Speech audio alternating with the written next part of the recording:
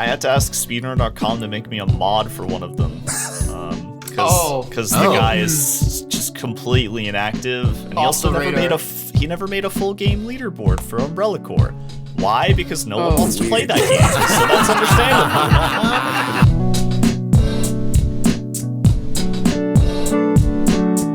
Even though nobody asked, we delivered. Welcome back to the podcast, everyone. My name is Nestani. I am Jaxler. My name is DECosmic. And I'm Coley. And today on the podcast, because you read the title surely with your grubby little eyes, like you're seeing through the crust on the edges, right? And your Cheeto dust fingers. And you clicked on this video. These are our fans. Because we have a very special we have a very special guest on the podcast. You know, they could be good friends. You know, anyway, but we have a very special guest. That's right, ladies and gentlemen. We have Mr. Anthology himself, which I'm sure we're going to talk about a little bit. But we have Jester Maxylobes on the podcast, ladies and gentlemen. Yeah. Give it up. I'd be chunk maxing as a word. Clapping for yourself, man. Yeah. Good land. Good steer. Good steer, man. Maxing on the podcast. What's going on, dude? I'm chilling. I've had a very busy week with Requiem, but it's been good.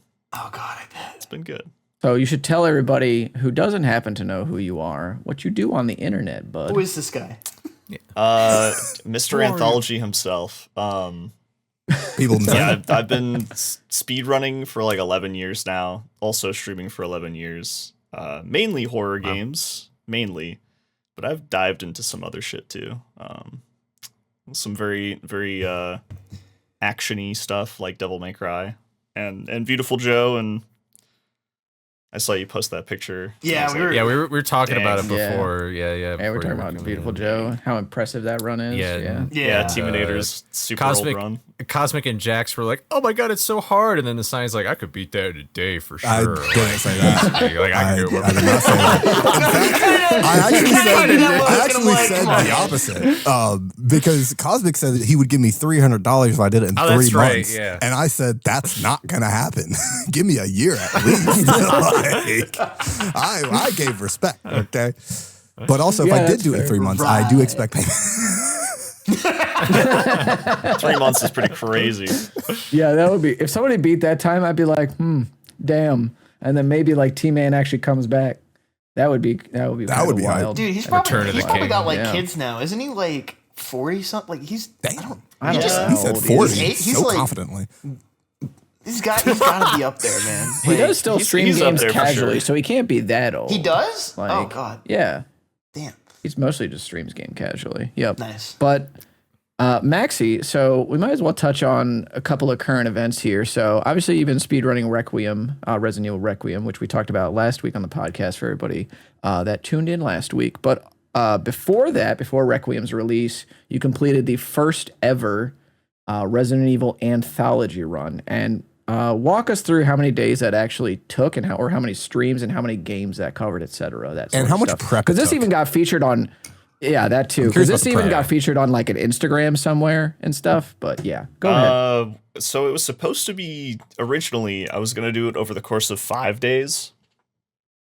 Because I was trying to like calculate all the time before I started prepping. Like, okay, how long does a run of this really take? But as you are probably already aware, a lot of these games, when you go to their leaderboards, you see like their LRT or their IGT. Yeah. So I was kind of like taking like the mid run on the leaderboard and kind of just applying that to my calculation, and then later on realizing, oh wait a second, RTA, this is like 20 minutes longer than I thought. God. Because games like Revelations, you have like the intermission screen after every single chapter, and then it's like, oh, do you want to save your game? And then you're like, sure. I have to. You're forcing me anyways, so I'll do that, I guess. And then so I prepped for about 2 or 3 weeks, I think, because I needed to learn the 11 other games that I didn't know. How many games? So after I was 27. Damn. Okay. Yeah. There's way too many. That's too many. I was about to say that's too many. That's a lot. That's too many. It's a big series, man. Big series. Yeah. There's Jesus. plethora of spin-offs. So the prep was fun because I was kind of just sitting down and like learning a run. Some of the games were a little bit more enjoyable than others. Like I sat down and I learned Code Veronica, and that was fun, but it was I really thought you would have learned brutal. Code. Sorry, I'm surprised you didn't know that already. But I'm also surprised I didn't learn Code Veronica. Yeah. And then that was enjoyable, but it was really long and it was kind of brutal. yeah, And then I sat down and I learned Outbreak File 1, and I thought that was going to be long and brutal, but I actually enjoyed that even more. So, some of them That's were, nice. were hits, some of them were just kind of some of them were Gun Survivor 2. and that game's not fun. It's really not Public that great. enemy number 1. How long is that run? 13 minutes. So at least it's That's at least okay. it's short suffering. Yeah, that's short. Did you enjoy I guess Dead the Aim, word. also known as its better Dead by Aim its was better name? Dead Aim was cinema. That was actually a fun ass Hell run yes. to learn. I really Let's enjoyed go, that. dude. Run Survivor 4, Heroes Never Die. The only bad part about that run is the sewer section where you don't know where the fuck you're going. That's kind of true. Yeah. Yeah. Yeah, it's just pitch black down there. And then, all the other games were fun. Revelations is a sick run. But doing all the prep was a good time. I really enjoyed that part. Doing the actual anthology, day one, I actually blame for the whole thing being a 7-stream, 7-day thing, because on day one, I died on RE1 Chris, best ending, Oh, wow. and then I died Oh. on Resident Evil 3. And the Oh, biggest geez. problem was that I didn't have any of my save files anymore on Resident Evil 3. I don't know where the hell they went. So I had to restart the whole run after I was already like halfway done with it. Oh, my I was like, okay, well I was like, oh, this is a big shit. waste of time. Oh, So yeah, but it was 7 streams because I got to like day 5 or something, and I was like, dude, there's no way. I can't. I have to split this up. Otherwise, I have to do like 13-hour streams, and I just don't feel like doing that. Yeah, forget that, man. So yeah, no, it was 7 streams, 62 hours streamed, 54 hours of actual game time. So there was about 8 hours of break, setup, and watching credits, I guess. maybe Wow. eating Do food. you have to you watch know? the credits? Maybe eating some food. Food. Yeah, I'd assume Maybe. eating some food. Food. Oh, other yeah. people Yeah. did. Yeah. What gave you the yeah. idea to do this? Yeah, I was gonna say like why? Like I asked him the question. Why? Just a bit more blunt. I guess like when Village came out, I was like kind of thinking to myself like, oh, wouldn't it be cool if somebody like calculated how much time it took to actually do all of the games, and then Village comes out and we just tack that on, and nobody did it. And then I wonder why. 5 years goes by and nobody still has done it. And it's not like there aren't talented Resident Evil runners. There's like hundreds of them. yeah. They could sit down and easily learn all the runs, do the anthology. They could, but just nobody did. It's just a lack of interest, I suppose. It's not a lack of skill. It's probably not even a lack of time, because I know some of these runners, they have time. And A name has come to mind, but I won't say. it's just a lack of interest. Yeah. So I thought to myself, all right, well, because there are a couple of other runners in the past who have done similar things. They just haven't added certain games because they just refuse to play them, because it's like, I don't blame you. They're not good. So there are people who have done similar things, and even one person, Evil Cherryberry, who actually did something very close to the anthology. She just didn't really play Umbrella Corps. She played it for like an hour and was like, I'm flushing this. This is a stinker. And again, I don't blame her. So when she did that and didn't fully complete Umbrella Corps, I was like, nah, dog. No. Somebody's actually got to do this. So I sat down, learned the other 11 runs, and I didn't fully learn every single trick or everything for like every single run.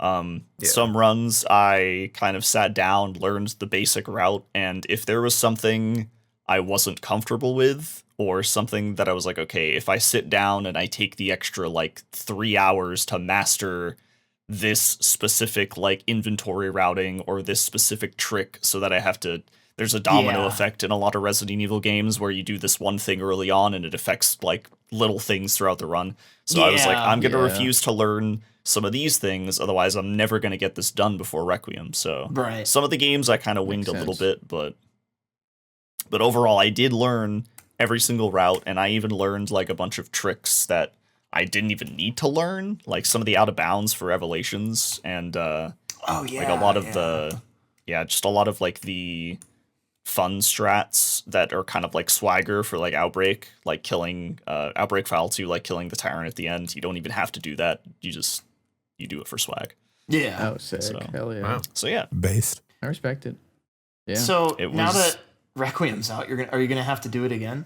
Yeah. Because I'm gonna have to do it again, but I'm not gonna do it anytime soon. Okay, good. He does it today. I'm actually starting right after this. I'm asking you to do the opposite. I'm asking you to choose life, man. Like choose life. Choose life, please. Are anthology speedruns like common like in other like games, or like I'm just wondering if it's been done before in like other franchises. So. I mean, Fallout very much so Elder has like Scrolls. a beloved anthology run. Same with Elder Scrolls. Yes, Jaxler. Yes, that's true. Those are both probably the most popular ones.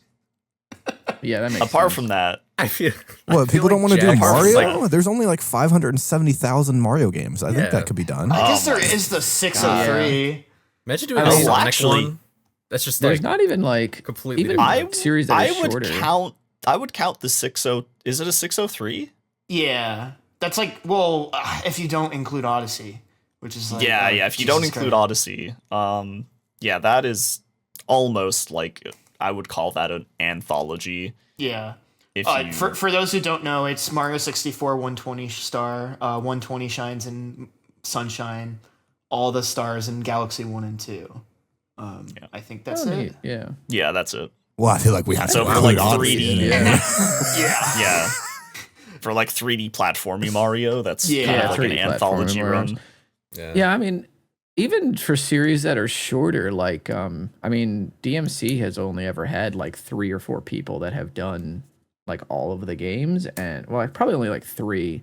And then like Waifu only knows 1 through 5, so he just like recently did something there. But like not popular. Dead Space, which is only 3 games, technically 4 if you count remake. That anthology's never really been popular, but people have only ever done like the trilogy for that. Dude, we should do an anthology of Zelda 100%. That's got to take so little time, I think. Well, that's just called Zelda-thon.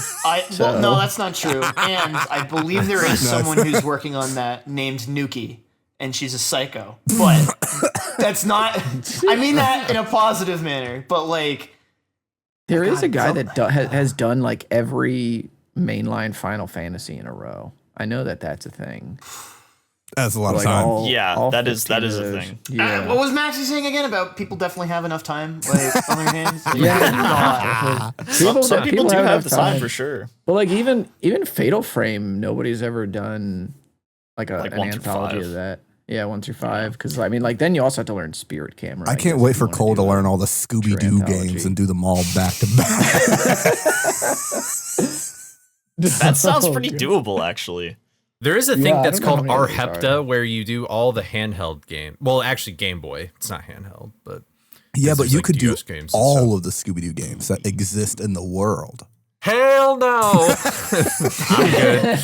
Come on. Wait, I have a question though. So because you've done you've played every Resident Evil game, are you like the only runner or one of the only runners who has submitted a run to every game? Like in general, like on a leaderboard? Did you even submit the 11 that you learned to the board? I did. Oh, I you did? did. Okay, I had okay, to- that's cool. That's cool. Okay. I had on to you. ask. I had to ask speedrun.com to make me a mod for one of them, because the guy is just completely inactive, and he Off also the never radar. made a full game leaderboard for Umbrella Corps. Why? Because no one Oh, wants to play weird. that game, so that's understandable. That's understandable. But I did submit them. One of them got rejected because I played on very easy. And then I made like a forum post and I was like, "Hey, why don't you guys play on very easy?" And they were like, "It's too easy." We were like, "That's the point." We don't want to. I didn't want to say that. I didn't want to be like, "Hey, that's the fucking point." Like just play it on easy. Yeah. And then, There's not but even that's a whole other they don't have issue. like a tab, like a category, like they don't have anything. Dude. You can't put it anywhere on the board. Like that's crazy. Sometimes the most annoying people ever get to be the SRC mod for a game that no one cares about, and it's the most frustrating thing on the fucking planet. And it's just like, Yeah. I don't. Flashbacks. It's to pretty the crazy. thief I'm getting war leaderboard. flashbacks, man. I'm getting war flashbacks. It's rough. It's like Ruthless today, Jax. Oh my god. I. Yeah. I feel like all three of you have been to war on some But- leaderboard Yeah. mods. I mean, when you've been yeah. around, true. when you've been around speedrunning for as long as like me and Maxy have, it's like you're bound to run into some characters. I'm trying not to name names because I'm trying to be the bigger guy here. Okay, I'm trying to be It's the bigger only guy, but it's Tuesday, just bro. like No one It is is- pressuring it is you. only This guy is Tuesday. trying to fold under no pressure at all. Like, no one's asking him to name people. He's like, guys, I'm not going to do it. Don't egg me on. I'm like the couch bed that you just like can't figure out how to pry open. It's just like already pre-folded and it's just like stuck. That's where I'm at right now. I will use this to segue a little bit though. So this happens every time a new Resident Evil game comes out. Maxy is no stranger to this, and it's kind of one of the reasons that I avoid speedrunning new Resident Evil games for a while is like how annoying people are when like a new Resident Evil game comes out and there's like a huge arms race every time. Like one comes out. And I've even seen it too where somebody wanted to like split by hard drives on Resident Evil 3 remake because they were like, "Oh, you bleed 6 seconds IGT depending on like your hard drive." So I think or graphics card. So we should split based on that. Huh? And I only remember this Graphics because card? No. yeah, because Cursed Toast said, "Okay, so if you get a good enough time where you feel as though you cannot save any more time, and that 6 seconds is what's keeping you from record, I will buy you a new graphics card." Buy you And a that new one is person- crazy. Yeah, that person didn't really submit past like week 2. Whoa, So, crazy. crazy stuff. So It's always the people What I that wanna talk say the is- most that don't do anything, man. It's like, true, crazy. yeah. You. So if you feel like speaking on this at all, Maxy, what has been your? I guess the simple question is, how fast does fun get routed out of like new RE speed games, and what is this arms race like from the inside? Because I can only see it from the outside. Yeah. I mean, it's hard to say which one became the most unfun because there's like very specific examples of certain things being found that make it unfun, and sometimes we ban them and sometimes we don't for a lack of knowledge. My gut reaction, honestly, is RE4 remake with pause buffering. RE4 remake has become one of the most skill-based and RNG-based runs, but it is also atrocious to watch. Yeah, pretty much.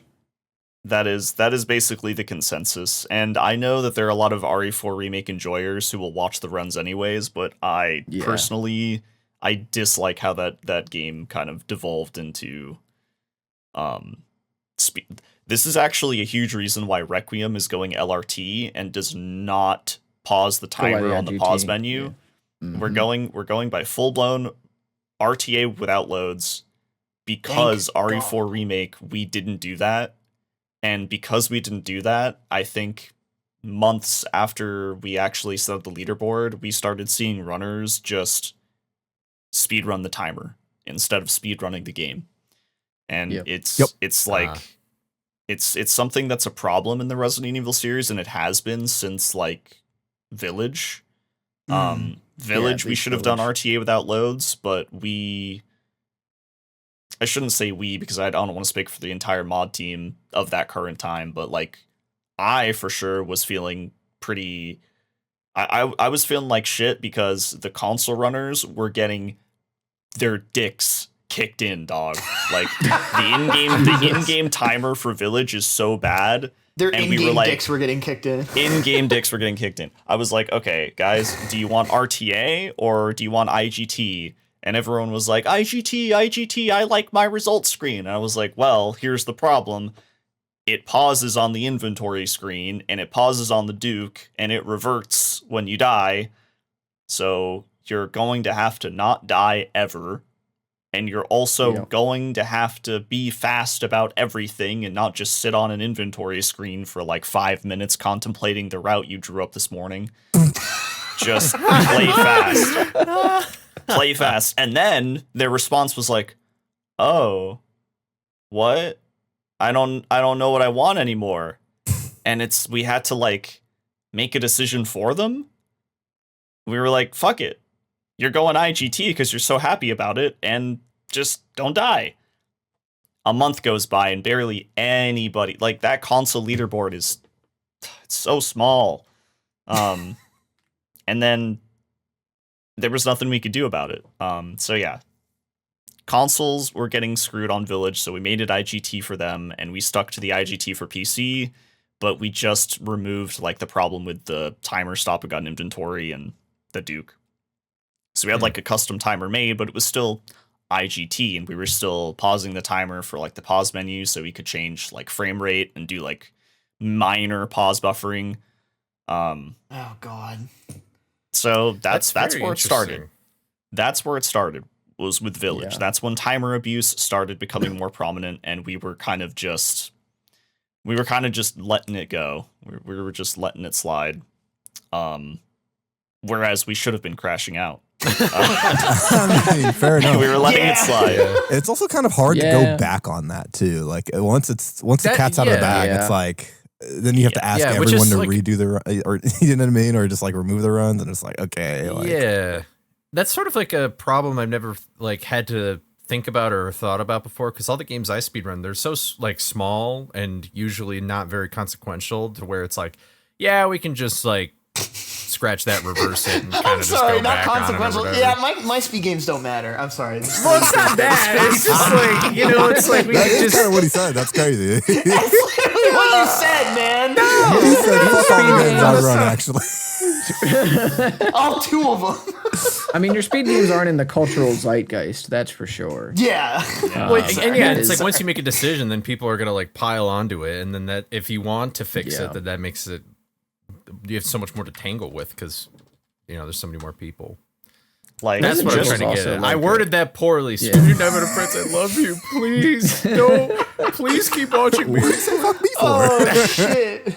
Like just for reference on like how big Resident Evil like speedrunning became after 7 released. Yeah, RE2 Remake is very, very close to its 10,000th run on the leaderboard. Wow! Louise. Oh my god! And there's still 104 active players on that game. That is nutso. Mm-hmm.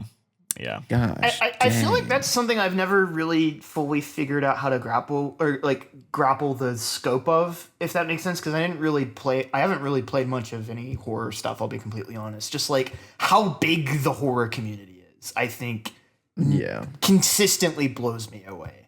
Like just that is I mean, looking at your stream, for example, Maxy, or like the success of like Speedruns from the Crypt on GDQ Hotfix, or just like the numerous other horror speedrunners, where it's like a lot of times I'll see like speedrunners, especially like they have their one game, and then like if that they're really good at, and then it's like, oh, they can't swap off of it. Dude, Minecraft only has 6,000 runs. That's crazy. Yeah, damn! I didn't even. Okay, wow. But RE2, 10,000. Jesus. Yep. Yo, that's an eclipse. Sorry, go ahead. I guess where I was going with it was just like, you know, if you know you've kind of established, oh, I mess with horror games, and it's like a little easier. maybe, and correct me if I'm wrong with that like perception of it, but it's like interesting for me to see that you can like you for example, like people will show up like just because kind of who you are, what you're about with, you know, stuff related to horror or horror adjacent stuff. And like, especially with that number you just gave me, I'm like, holy fucking shit. Like back when I started in like 2015, I think the horror community was like so small that we just kind of all knew each other just by default. Because like once you run like Silent Hill 1 and you like go with the Discord, you're like, oh, look at all these runners. Oh, wait a second. They also all run RE1? Oh, wait, now I know these RE1 runners. Maybe I should go run RE1. And then you run RE1, you're like, oh, wait a second. Yeah. This guy runs Clock Tower? That's interesting. And then you start to kind of just know everyone by default. And then, you know, fast forward, like, Resident Evil 7 comes out in 2017. I made a video on this about, like, how Resident Evil 7 was, like, one of the games of 2017 to, like, show that speedrunning can be mainstream and that it can get the attention of a lot of people just by one game being goated. Good video. Yeah. And just, good for speedrunning. So, once that happened, horror community started to grow a lot. Like, a lot, very quickly. And, I think viewership also went up a lot. So, a lot of variables to why the horror community is what it is now. It's just been a very, like, steady increase, climb. And, it's been pretty interesting. And you're right about Speedruns from the Crypt. I think that's probably a good example. That's the most successful one. Yeah, it is. It is. And that's like a good example of how committed people are to the horror genre. Yeah. So, and it's not like this niche thing that it used to be anymore, but in the grand scheme of things, like, it still holds its niche audience, if that makes sense. Yeah. You know, it's not niche to run a horror game. Like, plenty of people run horror games now, even outside of their main content. Like, you were mentioning people who like only speedrun like their one or two games that they're really good at, and then sometimes they dive into like other little small projects. Like, I'm pretty sure Ouija has ran a couple horror games. Like, yeah, he's actually ran a lot of them. So, so like that's an example. Like, it doesn't have like a niche amount of runners. It's got a huge amount of runners, but somehow still retains like its audience of people who are like, I only want to watch this. Right. And then it's a whole other beast when you add like RE4 into the mix too, because there's people that just watch RE4 basically, like RE4 OG. Even you could for a while there was like a stretch of time where you could stream nothing but RE4 and just get Twitch partner like right off that, because like the viewer base for that game is. Your base for that game is dedicated. Like, Cole said, "What am I doing?" He's like, like. In fairness, that is an incredible run. Like, that is an awesome run. Yeah, you know, definitely a lot of ways to go through it. So like moving to now, I guess. Requiem is sick. I completed like my 5th playthrough last night. Damn. Okay. Talk to us a little bit. I was watching him play it, and it looks fun. It does look fun. It is awesome. So talk to us a little bit about insanity routing. And I want to know, like, how do you feel about, like, how the meta, I guess, has shifted now to a lot of people routing, like, the hardest difficulties in these games? Because I think it's really cool and interesting. Yeah. So what has your experience been? That started with Village as well. That started with, that started with R3 Remake Inferno. But the difference between Inferno is that you would hear runners literally pounding the shit out of their desks, and then in Village of Shadows, they would just cry a little bit. So it was Village of Shadows was a little bit healthier. But that really started with RE3 Remake Inferno, and like the routing for that game, like as you mentioned before, like the fun being taken out of it. That was pretty quick. RE3 Remake Inferno, the fun was gone almost immediately. Yeah. almost immediately, because people were like, oh, look, Jill runs faster in Caution, just like RE2 Remake Claire. And it's like, oh, yeah, I really want to run around in Caution on the difficulty where I die if I step on a fucking piece of gum incorrectly. Like, that's great. That's cool. So the fun got routed out immediately. Village of Shadows somehow retained its fun, but it was just the fact that all the bosses are so tanky that if you mess up inventory routing or like mess up a strat, like it's just GG's. Yeah. So my most cherished memory of Village and watching like Dist and 7RAD and Bach all like practicing Village of Shadows speedruns on release is just watching them like wake up, start stream. All right, everybody, I'm gonna just do a couple of Moreau fights because Moreau has like the most amount of health. Like he's so tanky. If you mess up the strat, you're just sitting there for minutes extra, just trying to kill him at the end. So they're like, all right, I'm gonna practice Moreau. They do like, they do Moreau like 4 or 5 times. And they're like, okay, I got this. They do a run, fuck up Moreau. Reset. All right, guys, we gotta practice Moreau. I didn't do it correctly in the run. I gotta go back. I gotta go practice Moreau. 1 eternity later, finally boots back up the run. Fucks up Moreau. Guys, we gotta go back. We gotta go back and practice Moreau. And it was just this cycle to the point where like there was multiple copy pastas for Moreau's fight, and it was just Dist's chat was just like memeing the whole time, and we were just like, God damn, this is silly. This, and I didn't run Village of Shadows for that exact purpose because I was learning the route, and I got to Moreau, and I was like, dude, I'm gonna crash out so hard if I have to do what they're doing right now. So I was like, fuck it, I'm gonna run hardcore. So I routed all of hardcore on my own. That was fun, but the fun got sucked out of Village specifically when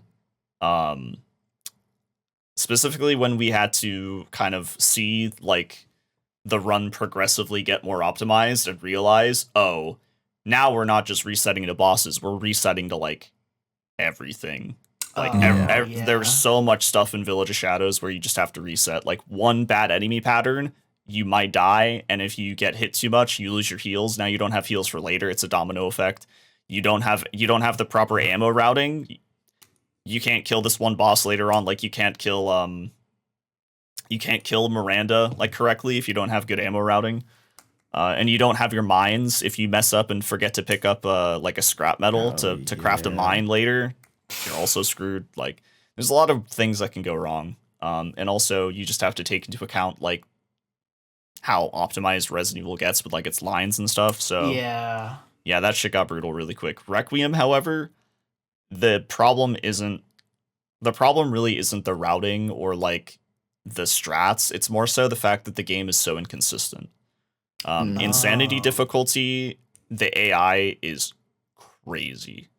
Oh yeah, it's absurd. They like a zombie when you're in Grace's section. What? They just like run after you too. They just like they're so aggro. Yes. Like you could be like 10 feet away from them and you'll be like, okay, I'm gonna shoot them twice in the leg to stun them and run past. But you shoot that first shot and suddenly they're not 10 feet away. They lunged. Their lunge is instant. Like they just like it's like they're instant transmissioning to you almost. You just get grabbed, and then you're like, well, fuck me, I'm dead, because if you get grabbed from the front, you're dead. It's a one bite kill. It's done. It's GG's. Wow. And there's no checkpoints because you're playing as Grace. There's no checkpoints, so you lose 10 minutes, and you're like, wow. I didn't need those minutes in my life. I didn't need those at all. Yeah. So Requiem is fun. It's just that it's so easy to die, and it's so specific what you have to do to not die. So that's the issue with Insanity right now, and every single runner is running into different inconsistencies that are stopping them from like really actually getting a good time. Even the best known times they still have deaths and they still have big mistakes. And it's just a really hard difficulty. I think they overtuned the enemies a little bit. Is the AI like inconsistent, as in like it'll behave differently because it's like so like advanced or whatever? Is that really like the big thing? Yeah. Which So is there's so this interesting one too, because DA it's set at 9, right, in Insanity all the time. Yeah. And usually these hardest difficulties, for those unaware, a lot of times hardest difficulties in Resident Evil games are chosen in these difficulty adjustment style systems because it actually makes the AI more consistent. So what Maxy's talking about is kind of out of the usual wheelhouse for why these difficulties are chosen. Yeah, it's super strange. If you don't know what DA is, difficulty adjustment, there's like a ranking system. So if you play on casual, your DA starts at like 2. And so the ranking system will it basically determines like aggressiveness, amount of damage taken, amount of damage that you have to do to the enemy to kill it. So those 3 things are kind of important. So you play casual, it's on DA2. You play standard, modern, it's on DA4. Standard, classic is on DA6, and it goes up and down depending on how you play. So if you play like shit, the DA will go down because the game is like, damn, dog, you suck. You gotta get better. Let me help you. And then if you start playing really well, the DA will go up, and you're like, oh, you should have just picked this other difficulty, so we're gonna set it that high for you. That's kind of cool. Yeah. Well, in theory, you know, it's not cool for a speedrun, but it's kind of cool casually. Kind of. Yeah, when it's casually. Yeah. When people didn't know it existed, that was like one of the reasons that people found like the original RE4 so rewarding, because you would overcome it after dying a lot because it was a little easier than it was when you had died like 3 times ago. So because you don't know that's happening, you would go, oh, sick, I overcame it, I progressed. But also the game was like, here you go. Like that's fabricated victory. It is a little gaslighting. It is actually gaslighting. You know what? Actually, I take it back. That shit fucking sucks. Fuck that shit. It's a little bit, but it's also just like, it's not telling you that it's doing it, but it's also like for your benefit, because later on when you like replay the game, because these games are like meant to be replayed, then you'll do better next time because now you've learned a bit, because you're not just like running into the same wall over and over again. Yeah. You know? Because if you're a game dev, your goal is to try to keep your player playing the game. And if they get... Most people, if they get frustrated, they're just going to shut the game off. And that's why I don't play any Souls games. Do you want your fans to be little bitches? True. Like, come on, man. Like, you got to get them to practice. Like, come on. Is that... What are you trying to say? Are you trying to say Resident Evil fans are little bitches? Is that what you're trying to say? Listen, man, I'm not saying anything, but like... Man. He didn't My other deny question it, though. too, Maxy, is... You got to work on your wording. Are these problems with like Insanity mostly in the grace sections, or does Leon also have these problems?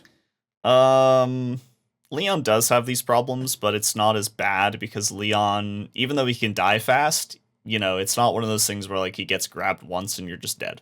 Like he can survive a grab. Makes sense. Mm-hmm. So yeah, the inconsistencies are mainly with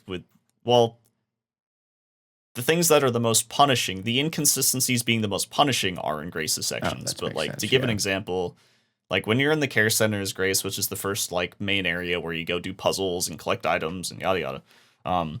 There's this one room there that has a one of the special zombies. She sings, but she does this scream, and it alerts like the other zombies in the room, and you're like, oh shit. I gotta be quick about this. So the routing is that you run into the room, you activate the scream, and you get into a specific spot so the scream doesn't like stun you. And then you run in and you run past her to pick up the corrosive bottle.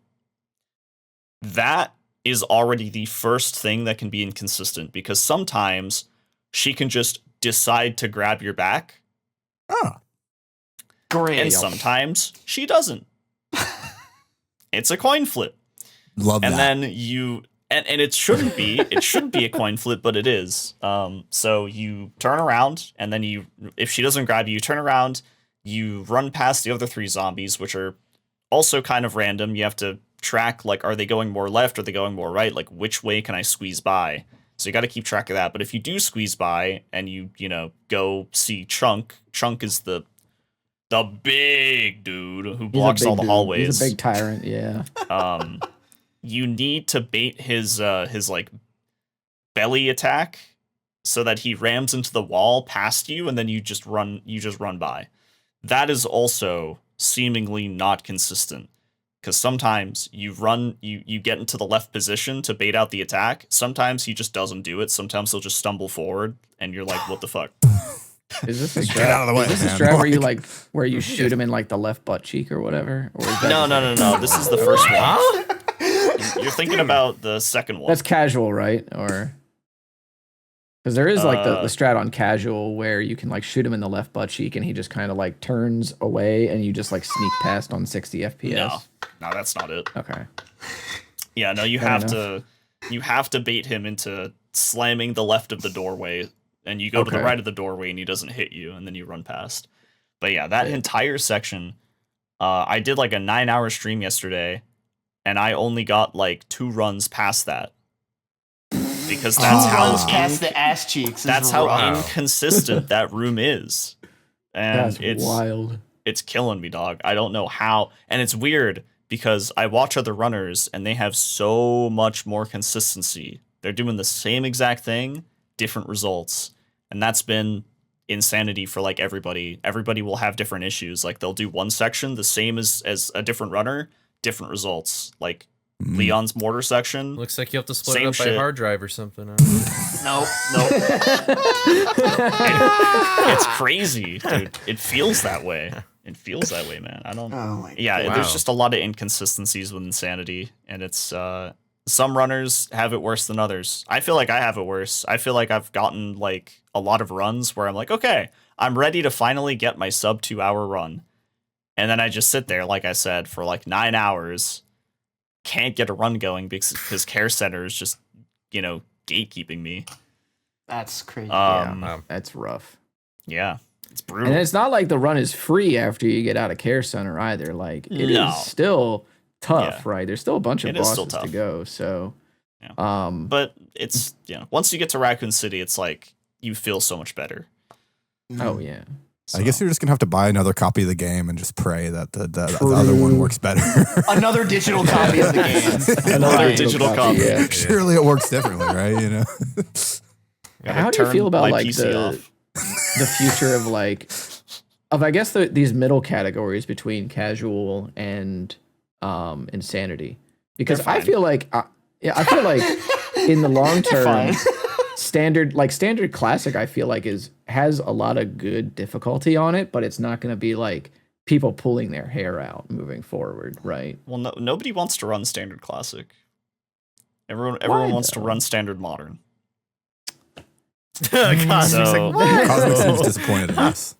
Come on. So what's the difference between classic and slightly modern? Harder, man. So modern is specifically like it's exactly what it sounds like. It's modern. It has checkpoints. Classic, you use ink ribbons. There aren't that many. Checkpoints. So and classic has a slightly higher difficulty adjustment value at the top level, and I think at the bottom level it's like 1 higher as well. Now the game lies to you on the difficulty select screen and says that there's no difference. However, I was definitely playing it, and I went, gaslighting people. This kind of feels harder. Resident Evil Gaslight. Like what the? I was like, maybe it's because I'm playing better because this is the second playthrough. But I was like, this definitely feels harder. And then somebody confirmed, yeah. So standard like modern starts at 2 and then goes to like 6 or something, or goes to 7, and then 6 or standard 7. Classic goes from 3 to 8. Nope. He did it. He said it. Goes from 3 to 8. No, I didn't mean to do that on purpose. Yeah, well, he did it. Yeah, it wasn't me this time, ladies and gentlemen. It was not me this time. Might be. Yeah. Look at the faces of those around you and ask if you're proud of yourself, man.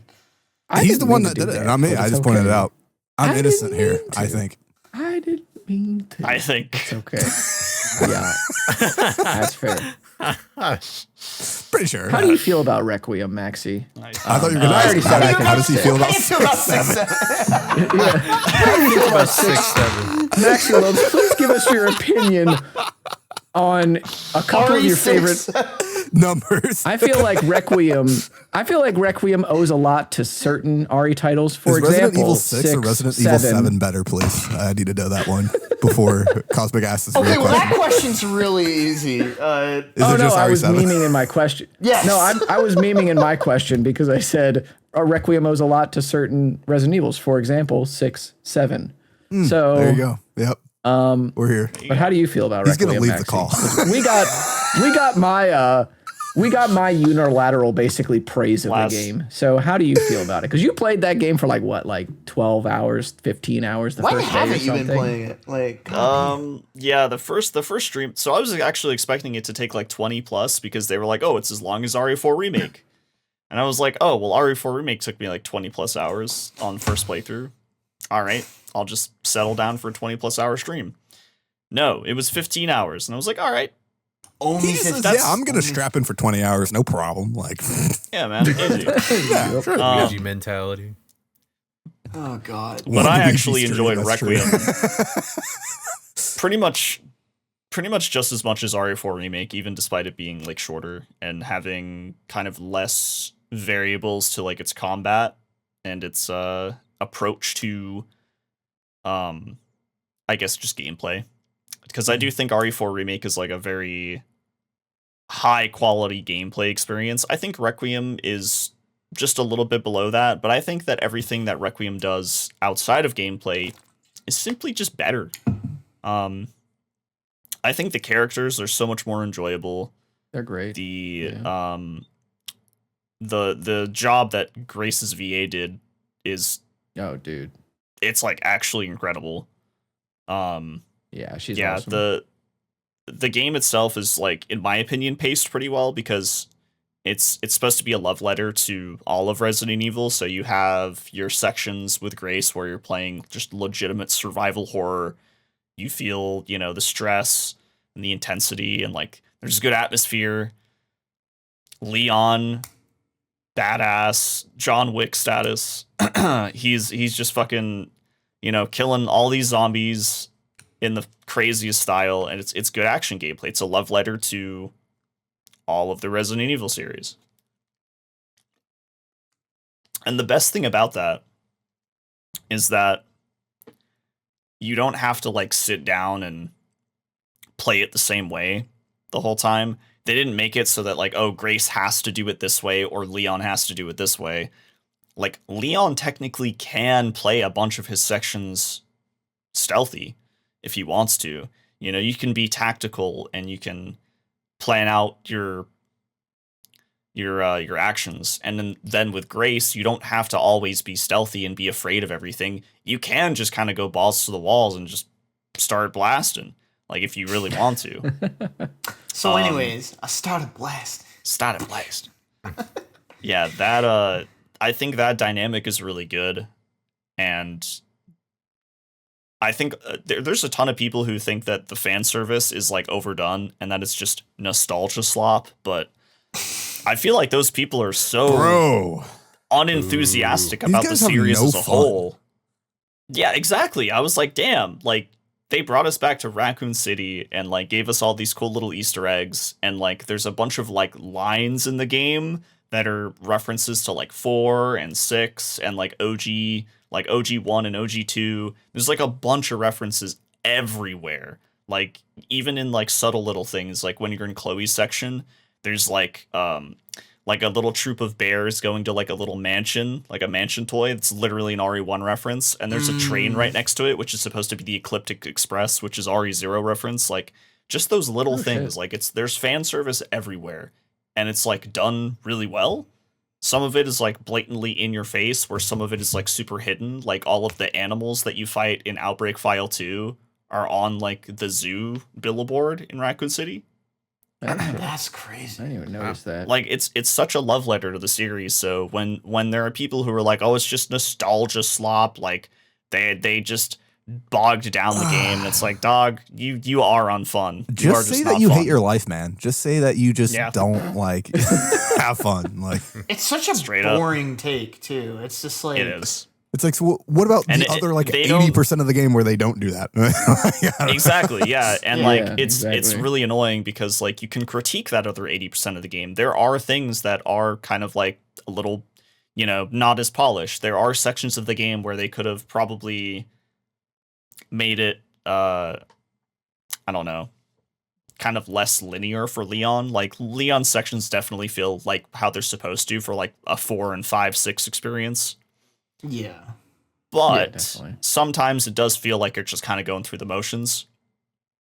So I totally understand that critique. And then I also understand the critique of like, oh, well, the first half of the game is like there's so much Grace, and then the second half of the game there's so much Leon, and it feels like there was not enough Grace in the second half, and I wanted like more survival horror. Like that's an opinion, but that is still a critique, like whatever. But no, most of the people who are like giving like the game like super low scores are just people who are like, nah, dude, they just want to sell us RE2 again, and it's like, all right, that's stupid. You're done. Well, Probably I mean, they my already least- did. My They literally already did. They did. My least favorite opinion that I've seen so far is somebody saying that the Leon sections almost ruined the game for them. And one of their critiques was, so Leon has like, in order to get money, he has a bracelet that he wears that tracks his kills, like through an organization or whatever. And it's a very like arcadey sort of way to implement the way that he gets money rather than having you pick it up off of bodies, because they don't want to interrupt what's going on, right? They don't want you to like have to kill a zombie, pick up the money from it. They just want you to go and like just play the fucking sick ass John Wick sections or the sick ass Kingsman Secret Service sections or whatever you want to call them, right? But they were like, well, by what standard of logic does this, besides a video game, does this make sense that like it just tracks your money and then you buy upgrades out of thin air? And I was like, well, good news on what you're playing is a video game. Like, oh my god, it's like that's fucking crazy. There is some sort of disbelief that you have to suspend sometimes because you have to understand the sort of gameplay loop that they want to, have going on. Like Grace doesn't automatically collect blood from people because she's supposed to take time to collect it, and it's supposed to be like a risk for her to have to take it unless she, as Maxy said, started blasting everywhere in that same room and just cleared everybody out. But like there are things that they sacrifice in the name of instead of having realism to make the game like on a tactile level more enjoyable. Why are people so obsessed with games being realistic? Like I just don't. It's a video game. Why does it need to be? Isn't the point of playing a game to get away from the fucking real world? Like, I don't know. Like, you're playing Resident Evil, you shoot zombies in the face. Yeah. What is realistic about shooting a zombie? And get it over with, Like, thematically, I think that there's a lot that, of commentary on, like, the pharmaceutical industry and, like, all this other stuff that Resident Evil games talk about. Oh. So in that way, like, you're not necessarily escaping things, right? It is sort of like understanding what they're trying to say thematically, but also, like, as you said, you are shooting a zombie in the face. There's times where, like, Leon will, like, dodge behind somebody and then, like, shoot him in the head with the Requiem, and it's like, that's just a good time, man. Like, that's just a good time. Like, in that moment, that animation is so sick. But in that moment, I'm not thinking, like, what did they mean when they said it escaped in the file? We invented this creature. I hope it doesn't escape. Next page, it escaped. I'm not thinking about those files in that moment. During some other sections, maybe. People just have gotten nitpicky, man. And I don't know what it is about. I don't know what has promoted it. I feel like Twitter. The first thing we've talked about this. We talked about this on the podcast, I think, before. I think like Cosmic was like fuck CinemaSins or whatever. I was gonna go there. Yep. There it is. Like fuck CinemaSins or something. But like, dude, I see this in all sorts of fan bases all the time. Like, how come in Star Wars the bomb drops on and they're in space? How is there gravity? They have fucking lightsabers. Explain that shit, fucking dumbass. I don't know. Yeah, it's true. It's so weird. But what were you gonna say, Jax? I was just gonna say, I feel like in a similar sense that like need to like point out the inconsistencies or like like have like the plot or just the thing be solvable has kind of made it impossible to talk about games sometimes, because it's like, I don't know. I feel like you already kind of. Well, the way that you can kind of say it is that like people have this like desire now to like defeat art and like one up it. So it's like, oh yeah, if I'm smarter than the art, then clearly I'm smart, right? And this even sort of bleed. That's not 1 + 1 = 2. And it's like, no, absolutely not. And it's weird because like this also bleeds into speedrunning, where like, I mean, I saw somebody say like, there's one fight in the game that is entirely based around the parry system.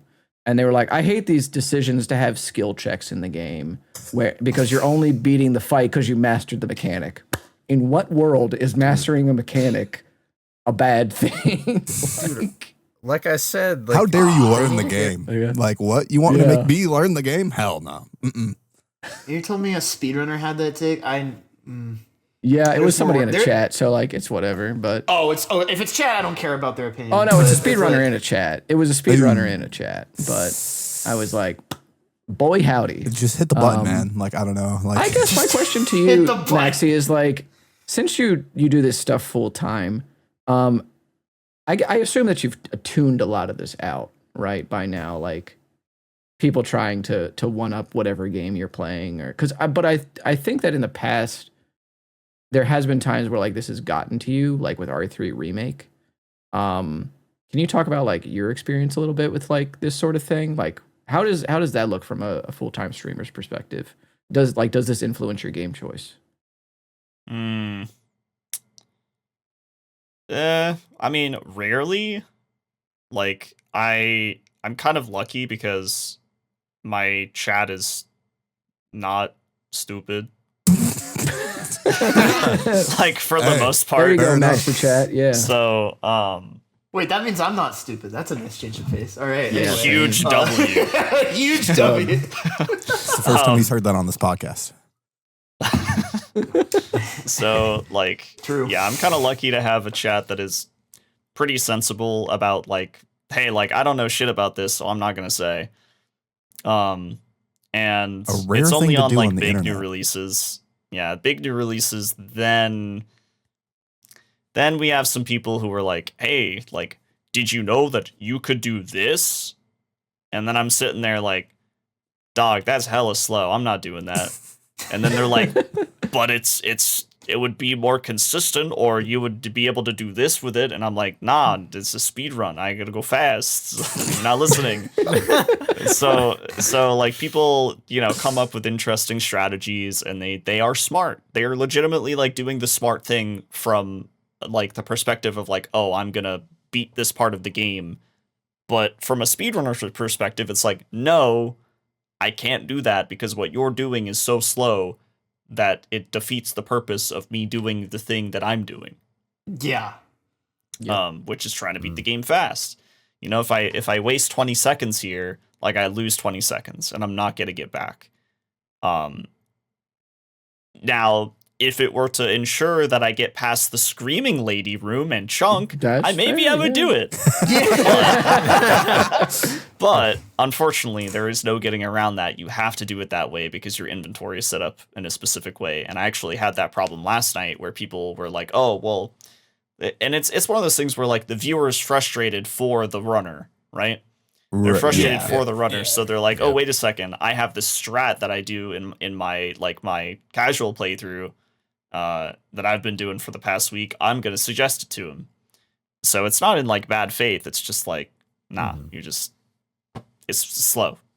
You're missing the point. We have to do it this way. So, and like what you said about like defeating the art, honestly, the only time I've had that issue isn't even in like speed running. It's actually in just playing games on stream. Like Silent Hill is one of those series where there's a lot of lore.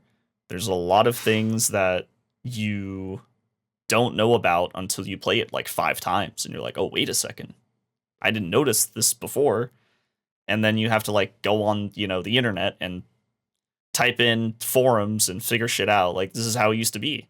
And so defeating the art is like making the decisions for like the writers in like Silent Hill 2. Like people will be like, "Oh, well, in water is definitively canon." And it's like, well, the writers were like, "Yeah, that's the most plausible outcome." Yeah. But like in reality, that's not them saying, "Yeah, that's canon." It's just them saying like, "Yeah, this would be likely." Yeah. You could Doesn't interpret mean you this just way if completely you count want it. out the other ending. Exactly. Yeah, you Yeah. can interpret it, the other endings, the way that you want it. Like, you know, the leave ending, like that could happen. That's a thing. There's also- Was That's this the like- same? Did this there's happen also- with Silent Hill F as well, by the way? yes. Silent Hill F was even worse, dude. Silent Hill F was Oh God. Silent Hill F was so bad because people were refusing to play the game like more than a couple times. Some people even only played it once and they were like, I'm done. I'll just look up the endings on YouTube. But then they That's so completely missed lazy. out on the fact that you can't just do that. You can't understand Silent Hill F if you just look up the other endings that you didn't get, because every single playthrough after the first one, there are changes in the game. So they change cutscenes, they change interactions and dialogue, they change notes. Yeah. Dude, there's a bunch that That's changes cool. on your second and third What a playthrough. sick fucking game, dude. It's a sick game. Good. And I It's was so seeing, good. and the unfortunate thing about being a streamer is that sometimes you have plans and you can't divvy from those plans. So I was seeing certain people like stream to like a bunch of people, like stream Silent Hill to a bunch of people, finish the game, and they were like, I don't really have time, and I don't really want to play it again, so I'm just gonna look up the other endings. And then, you know, that was like the moment I realized, like, oh, this game's cooked. Like, there are so many people who aren't gonna give this game a real chance, and they're not gonna actually understand anything unless they go on YouTube and watch a 1.5 hour documentary on what the fuck they don't understand about it. Treating it like FNAF. Yeah. Lol. Oh God. I think part of it too, and I saw this a bit maybe with Silent Hill 2, is just like people forcing a literalistic interpretation on like everything that happens within a piece of art. Where it's like, I think sometimes like maybe with an ending, for example, an ending might not make sense, like if you look at it from like a literal, but if you suspend your disbelief or look at it from like a thematic lens or what the game has been trying to touch on or get at, then like, you know, ambiguous endings are a really good example of that, where it's like it's like the point of the ambiguity is not to, in my mind, like resolve the ambiguity. It's what does this narrative device then speak It's to make you use your brain and think with your noggin, which a lot of people don't want to do. Yeah. There was a really interesting thing with Silent Hill 2 specifically that I didn't even really think about until it got brought up in like a video essay, is like just the question of, is James, the main character, a reliable narrator?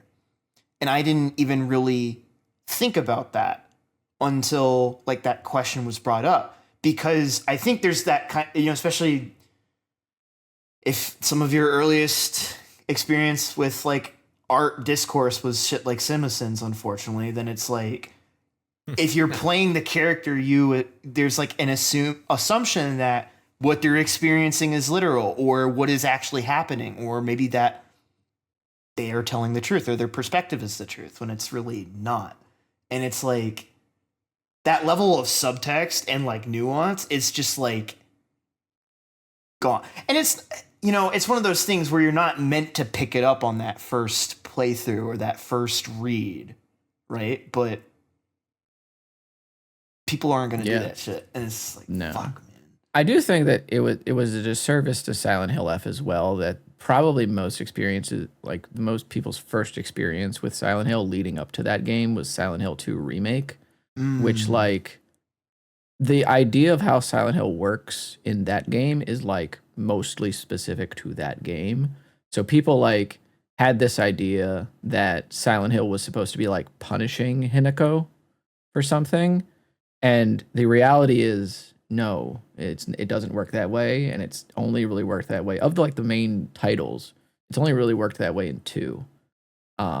in the first, like, I remember Punchy was streaming it at one point, and somebody was like, "What does the moth in Silent Hill 1 represent?" And he was like, "A moth." And it's like,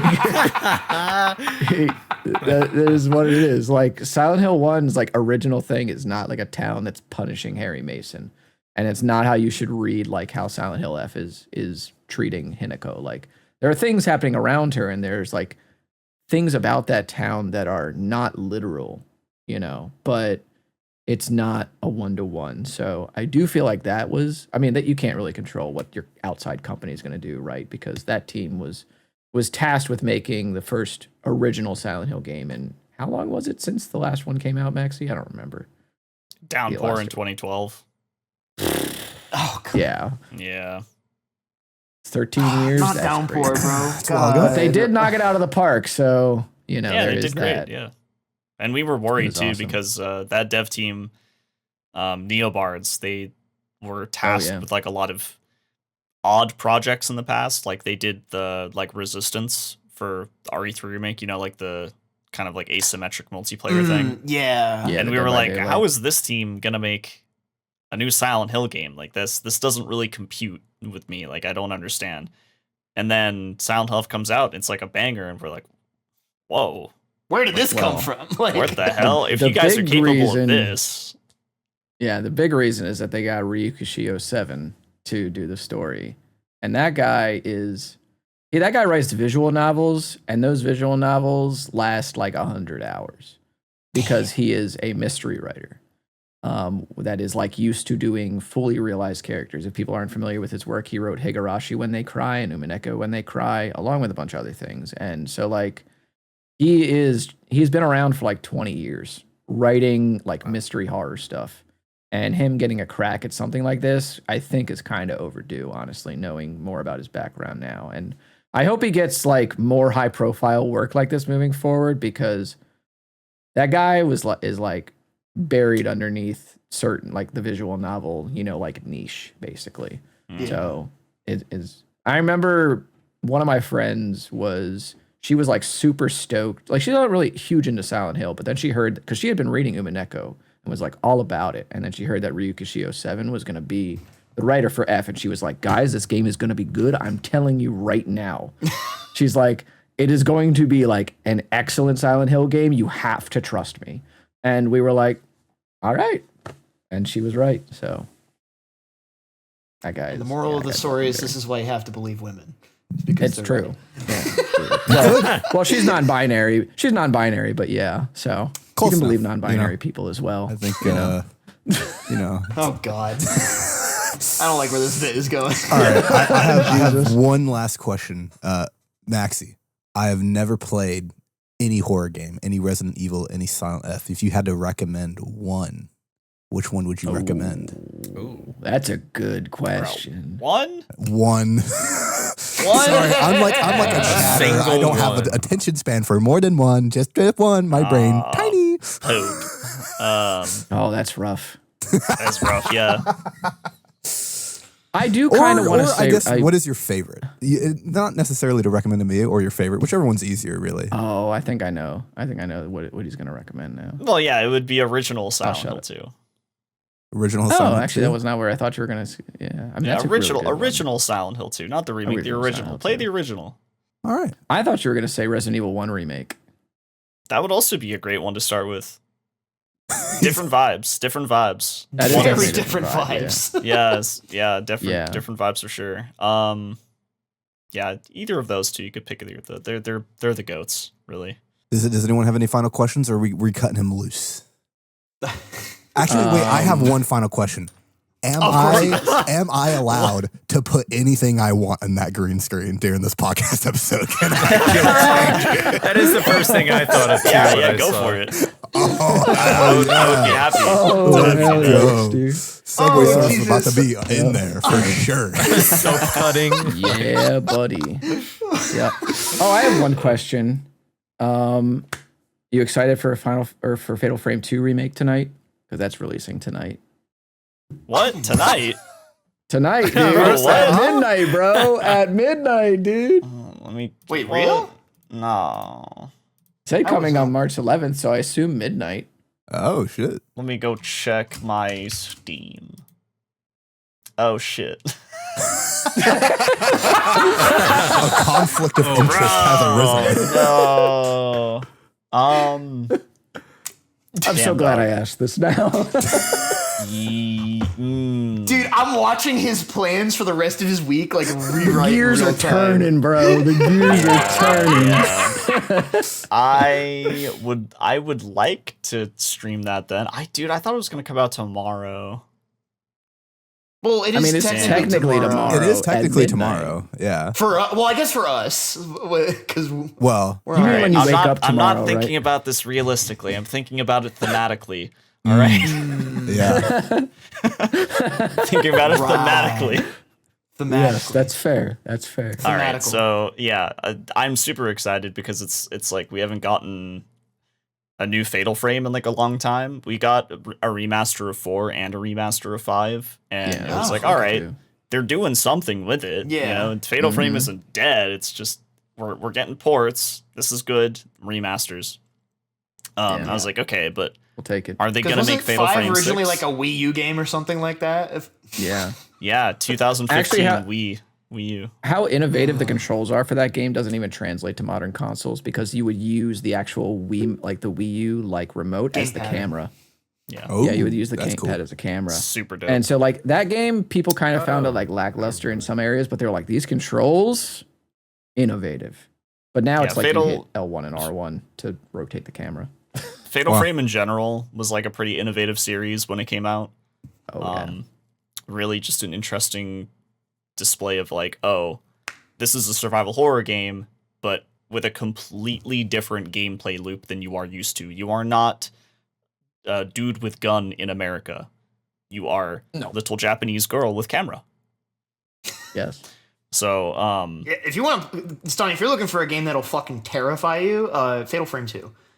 That game is fucking. I'm not really looking for that, but you know, All right. Well, Fatal Frame 2 is actually more Fatal Frame 2. tame than the first. It's more tame than the first Fatal Frame for sure. Oh, is Fatal Frame 1 more? I just Fatal hear Frame so 1's much the about more- Fatal Frame 2. Just like, but maybe that's that's not also even my just 'cause it's favorite such a- one. My favorite one in the series is 3, to be honest. 3 is Oh. dope. Yeah, 3's got a great story.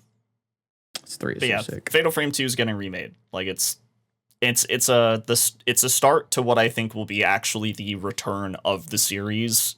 Like Fatal Frame 6 is totally possible if this sells well. Yeah. So I'm hoping. so go buy it. #ad. It does. We're getting paid by them to advertise on this. I wish. I don't think that's how that works. I fucking Play Fatal Frame 2. All right, sick.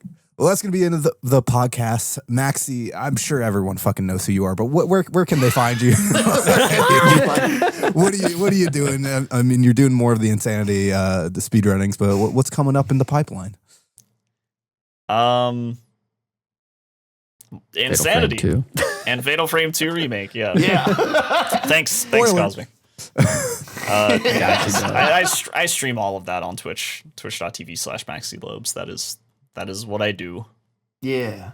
You should also check out his YouTube because was gonna sometimes the YouTube algorithm is not nice to him, and he has a lot of really good videos up there that are. And he was gonna say dope. pretty good. I'm glad you corrected that. You know, Pretty good, I think. pretty dope. Right? Pretty good. I didn't feel like pretty good had enough oomph, so I was like, pretty dope. Yeah. You gotta just hit it with the good, stand on business. You know what I mean? I don't know about all that, but Damn. Well, I was saying like I don't know about like just saying pretty good because pretty good doesn't sound like enough oomph. That doesn't feel like standing on business. Pretty dope. We're never feels like going to be able to standing get on another business. guest on our podcast. Nah, it'll be fine. We're good. It's over, guys.